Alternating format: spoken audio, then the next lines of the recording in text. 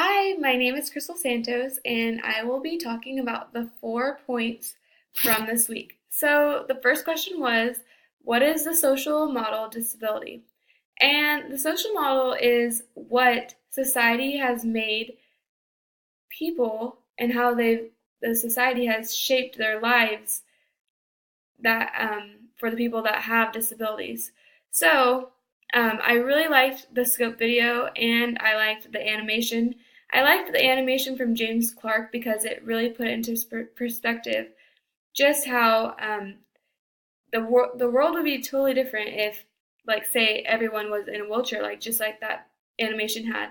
So the town was a place, and all the people in the wheelchairs, they had everything that they wanted it.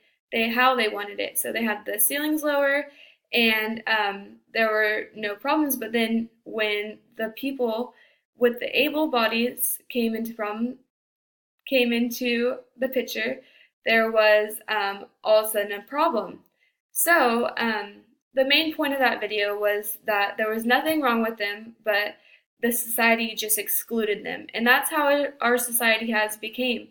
So that is the social model of disability. It's just treating people differently just because they don't fit in. And so the social model is really allowing people's voices to be heard and allowing communities to be built without this model that is really putting people um, and making them being treated differently. So it's allowing people to have inclusion. And then the next question is, based on what you've learned about the social model of disability, what do you prefer is the medical model?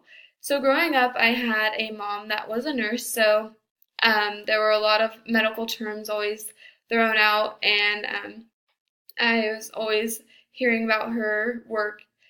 But the medical model is really defining people by their medical terms. So there was an example that people aren't cancerous, they have cancer. So it's really just defining people based on their medical terms. So number three is, what is people first language? Provide your own non-example and example of people first language that was not in the article. So I really liked the article by Kathy Snow, and the quote that I liked the most was that people with disabilities are the largest minority group, and it's the only group that anyone can join at any time. So I don't think people really think about disability in that way on a daily basis, but that quote really puts in perspective on, like, the society should really think about that because anyone can join this at any time, and I don't think that if people realize this, they would like the way that society has made disability.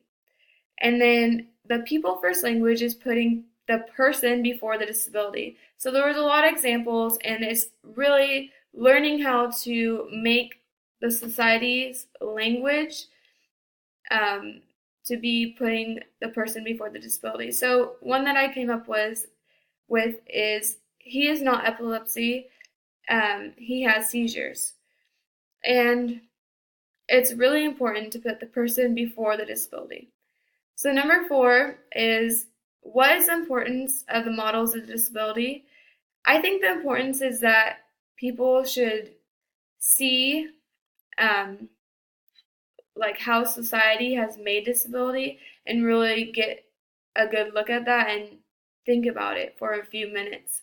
And then our language is really important because as teachers, we need to make sure that each student is feeling comfortable.